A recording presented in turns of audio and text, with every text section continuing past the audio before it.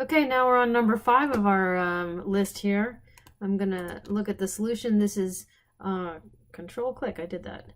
A 3-column table to create 2 scatter plots. Okay, so now what you can see here is they've already done it for you. So what I want to show you is how they did it. They click a plus here and you say you can add an item and you want to add a table. And notice now that there's a Y3 and they've got 0 through 10. Unfortunately, we don't know of a quick way to add numbers other than just typing them. There might be, but I don't know it. If you guys can find it, that'd be great. I know you can copy and paste entire tables, so that's kind of cool. So I was just looking through and I found this example ice cream sales. So you can copy and paste these data. Now, one other thing that's important to notice is, see how this has degree signs and dollar signs? Desmos doesn't like that. So after you copy it, you'd have to delete all of the degree signs and the dollar signs, which I'm doing here. So I just put it in this spreadsheet and I deleted the dollar signs and the degree signs. So now we're going to copy that and we'll put that in Desmos. And you don't even need to, you don't even need to add a table. It adds a table for you. Just beautiful, isn't it? So there you can sort of see the, and it's neat because it even shows you kind of a good view of it. You know, it scales it for you. Now here's a couple more things. Again, we're augmenting what is actually on the scavenger hunt. But one thing that's really cool is if you think there's sort of a linear combination to that, well, then you want to say, you can do this. You can say y1 is approximately equal to, and then you just want to find the slope, right? So you could say m times x1, and I'm just typing the 1 in it, and it makes it a subscript there, by the way. And then you can say plus b. And this is so amazing, isn't it? I don't know if you can see, if that's big enough to see, but what it does is it gives you the statistics. It says r squared is 0.916, r is 0.95. So the r squared tells you what percentage of the data is explained, all within Desmos. It's just amazing. So it tells you the b-intercept, which probably doesn't even make any sense because that would be saying, this is the, remember the x coordinates are the temperatures in Celsius, right? So you wouldn't have, at 0 degrees, you wouldn't be selling ice cream because you'd be frozen. But at 5 degrees Celsius, et cetera, et cetera. So here's the first dot is 11.9 and $185. So you can see that as the, you know, as the temperature increases, the ice cream sales increases, which really makes a lot of sense, right? You can also do some other things in statistics, which is really cool. Let's say I want to know, you know, what's the average dollars that I spent. So you would just say mean, oops, sorry about that. You would just say mean, and you want the mean of all the Y1s. So you just type Y1, and it shows you right there, it's about 402. You can actually even do this. If you want to graph it, you could say Y equals the mean of Y1. So that you can see that it gives you, you know, a nice line, a y equals constant right there at 402, which is kind of cool. You could do other things. So besides the statistics here, you could do, you know, the max of, let's say the max of x1, just for the heck of it. So what's the highest temperature that they got? 25.1 degrees. So this is just kind of a cool survey of some of the things that they can do in stats. Okay, I'm going to do 2 more things in this video if I can. I can use an inequality to shade above the line y equals x.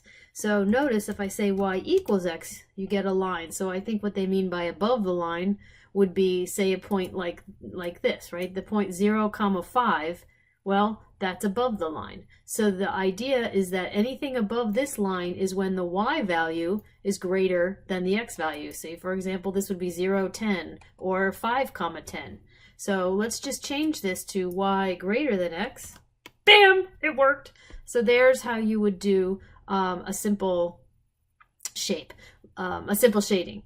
Let's suppose we want to just shade in this box right here. And one way to do that is you can say that you want to have only when, I said we want to do this triangle right here. So x is going to go from -5 to 5. So I'm just going to put that in there. So I'm going to just type right here with these squirrely brackets, -5 less than x less than 5. And now you see right away we cut off the x. Now we're going to do the same thing. We want to make a restriction on y. So we want to have y not be any higher than 5. So we say y less than 5. And there we have our triangle, because this is the line y equals 5. So shading below it would be y less than 5. And so you cut off the y in the y direction, that's what this does. And we're cutting off in the x direction by saving it between -5 and 5. So this is the heart, or one of the most important things you're going to need for the homework today. So that was an extended version of number 6. So now the last one I want to do in this video is I can use lines and restrictions to graph the letter A. All right, so let's graph the letter A. It might be interesting to actually just figure out where about we want it. Let's say we can envision an A going from -5 to 10 and then back down to 5 again, and then we'll see where it crosses in order to make the A bar go across. So we want a line that goes from -5 to 10. So just to help us visualize, I'm going to put a point at -5, 0, and then we want another one at 0, 10. So we want a line in between those two. So you can figure out the slope by doing the change in y over the change in x. So that would be 10 minus 0, which is 10. So we can say m is equal to 10 divided by 0 minus -5, which is 5. So that gives you a slope m of 2. And we know that the y-intercept is 10 because that's what we said it was going to be. So if we use the y equals mx plus b, we know what the m is, right? That's this one here. So we just have to figure out what we want for b, because right now it says I don't know what b is. We don't want a slider for b. We want b to be equal to the x value of that other point. Let's just say b equals 10 for now.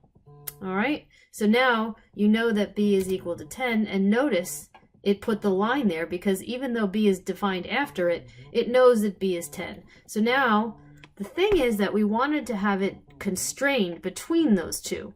Well, what does that mean? It means that we don't want the y value to go any lower than 0 or any higher than 10.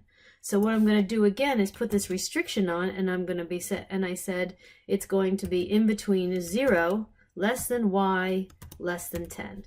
So you can see how cool it is to talk with math and have it do what you want it to do. Now we want to have the same slope but going down this time, so we can just change this to be a -2. So we won't change the m. We could call this, let's call this m1. You can just add a 1 there, and then we'll have that be m1.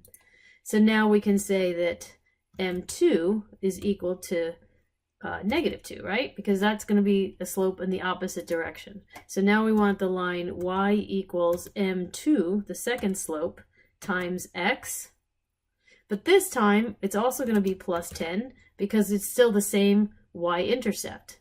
But again, we want to restrict the domain. Again, we don't want it to go, and we don't want the y values for this to go any higher than 10, and we don't want the y values to go any lower than 0. So we're going to constrict it again to say 0 less than y. So y is between 0 and 10. And voila, it worked. Maybe we should make this one green too. So I hold that down, make that green. So now it looks like let's have the line cross right about here.